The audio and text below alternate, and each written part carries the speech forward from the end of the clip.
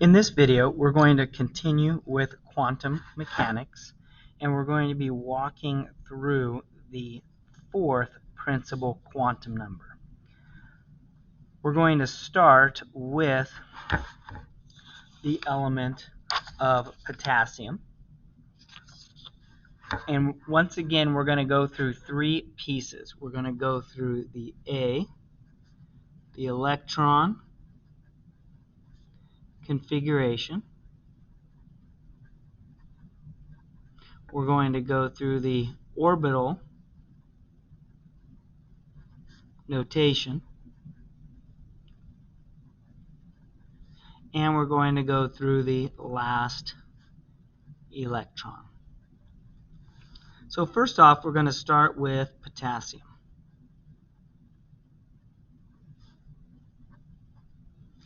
And for potassium, we're going to start with energy level number 1. The sublevel is S, and we're going to count over 2 spots, 1s2. Then we're going to go to energy level number 2, sublevel S, and 2 spots, 2s2. Then we're over here, 2p, 1, 2, 3, 4, 5, 6, 2p6, and then 3s2, 2 spots over, and then 3p6, and then 4s and 1 because it's the first one over. Now, what I'd like to point out is there's a shortcut that we can begin using. And the shortcut that we're going to begin using involves using the previous noble gas as the reference point and then moving on from there. The reason we're using the previous noble gas is that previous noble gas is complete and full, and then we continue on beyond the complete and full. So if you looked at 1s2, 2s2, 2p6, 3s2, 3p6, that is equal to argon, Ar. So what we can do as a shortcut for potassium, we put argon in brackets, Ar, and then we add on 4s1. So all of this, 1s2, 2s2, 2p6, 3s2, 3p6, is equal to argon, so we just simply put argon and then add on from argon. Then the orbital notation would just simply be one orbital with an up spinning electron. And the last electron would be the 4s up electron, potassium. The next element after potassium is calcium. I'm going to implement the shortcut. So I go to the previous noble gas. The shortcut's always based off the previous noble gas, so it's argon, and then we continue from there. So it's argon, 4s2. The orbital notation, one box, an up and a down, and the last electron is the 4s down spinning electron, 4s down. Now, the next element is the first time we've gotten into a D sublevel. Here's the D's. The D's are split. You got one column and then the other 9 columns. But we now entered the D, and scandium, Sc.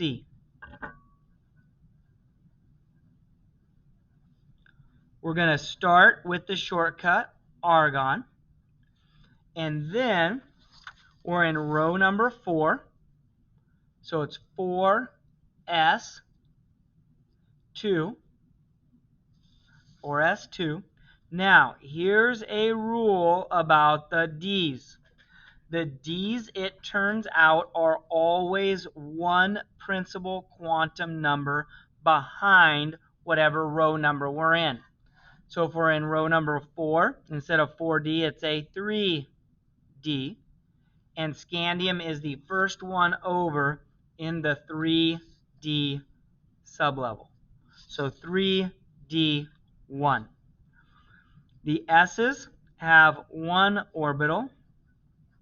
The D's have 5 orbitals. 1, 2, 3, 4, and 5. So we get an up and a down in the S and an up in the 3D1. So the last electron is the 3D1, and it's the up spinning electron. Then we move to titanium. Titanium's the second one over in the 3D.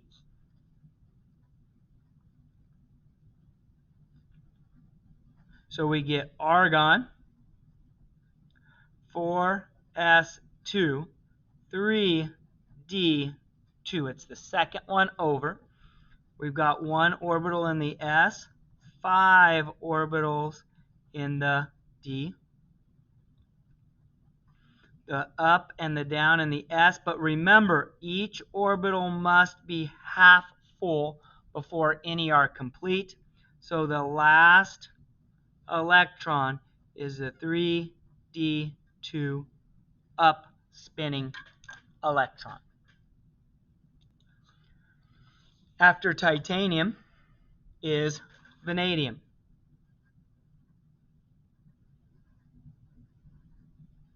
And letter A for vanadium, we start with argon, and then 4s2, 3d3.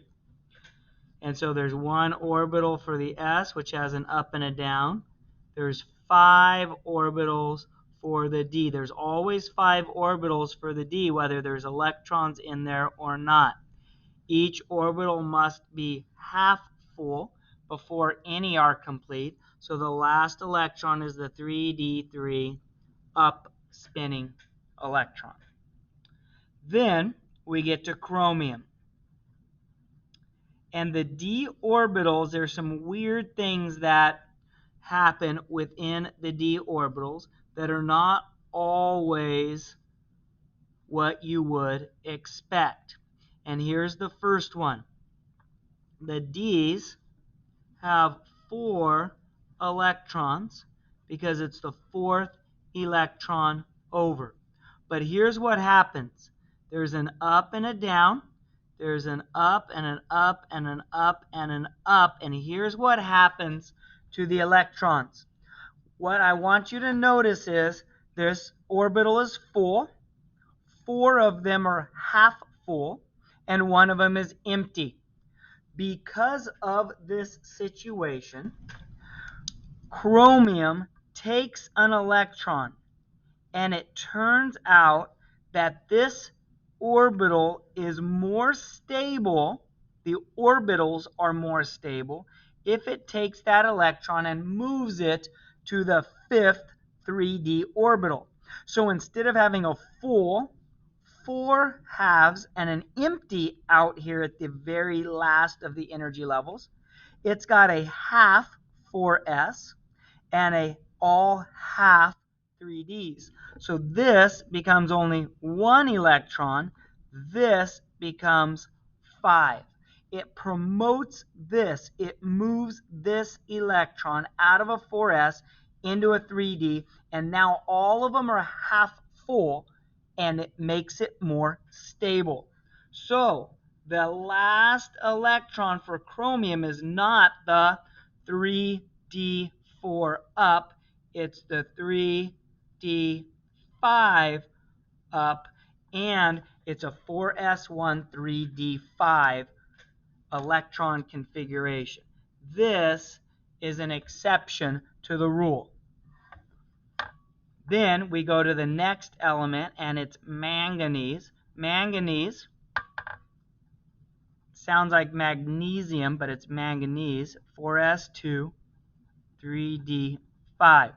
Manganese is the 5th one over in the 3d. 1, 2, 3, 4, 5. Manganese.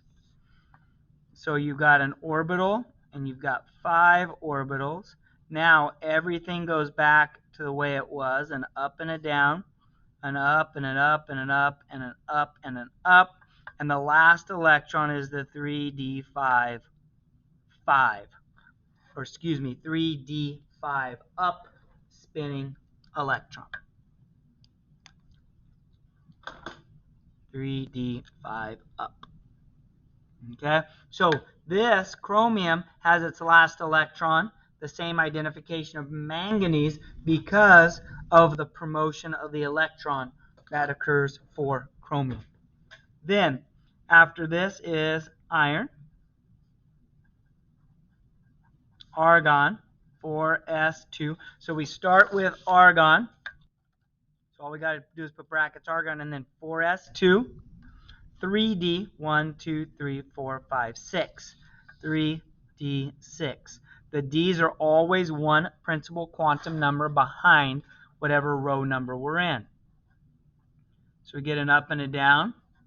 1, 2, 3, 4, 5. We get an up and an up and an up and an up and an up and then a down.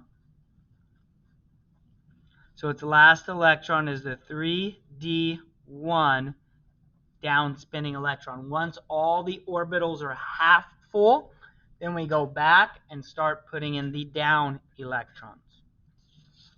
Cobalt is the next element.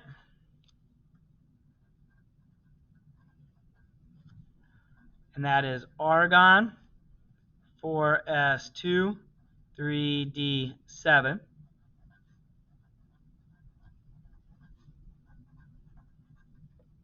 An up and a down, and an up and an up and an up and an up and an up, and then a down and a down. So we end up with the 3d2 down spinning electron, 3d2 down. After cobalt is nickel.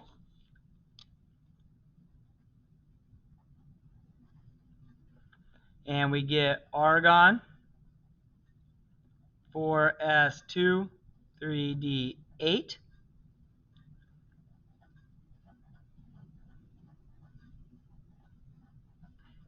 We have an up and a down, up, up, up, up, up, down, down, down.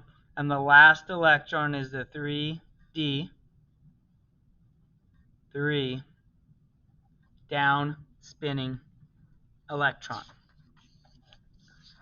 After nickel, we've got copper. We're going to find out copper is also an exception. So we get argon, 4s2, 3d. The d's are always one energy level behind, and it's the 9th one over.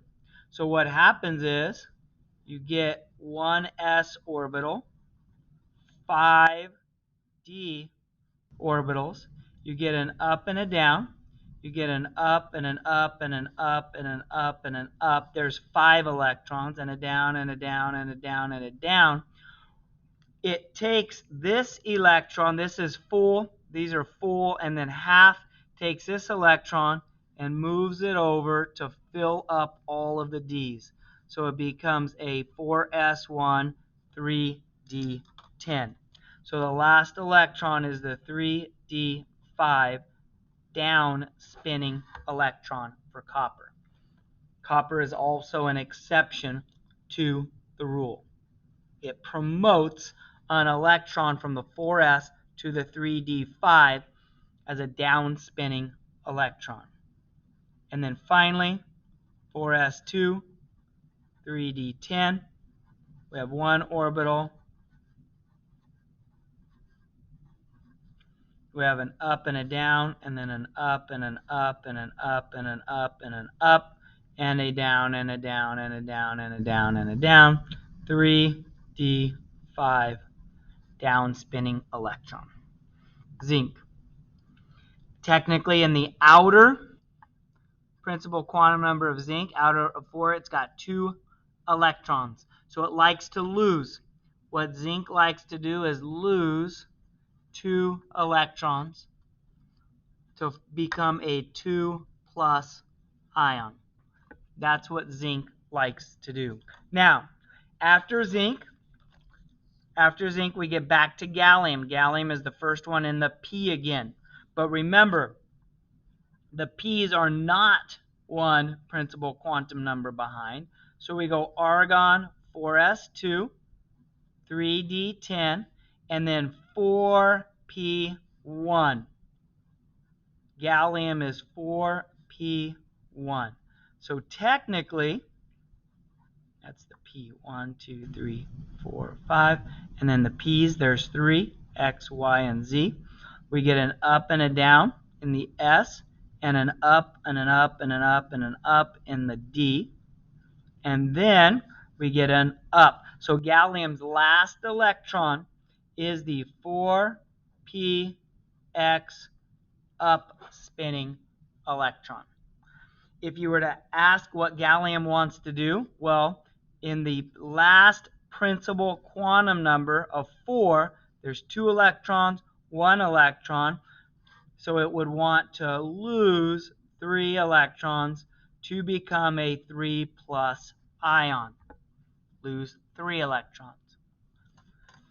Then it continues across. After gallium is germanium,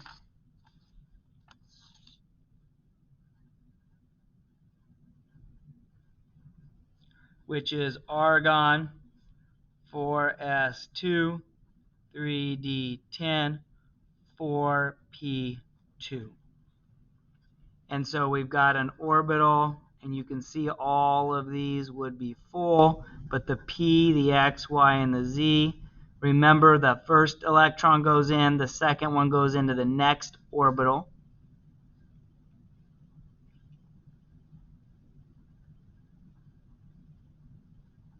So the last electron is the 4py up spinning electron. Notice in the last energy level of 4 principal quantum number, there's 2, 2. So 4 outer electrons. We'll find out later that it's going to want to share electrons because of those 4 outer electrons. It's not going to want to lose them. It's not going to want to gain them. And so this would continue until arsenic, the next one would be 4p3 with a 4pz up, and then selenium would be 4p4 with a 4px down, and then 4py down, and then finally chromium with a 4pz down. I hope this helps in understanding the D sublevel being one principal quantum number behind the row that it is located.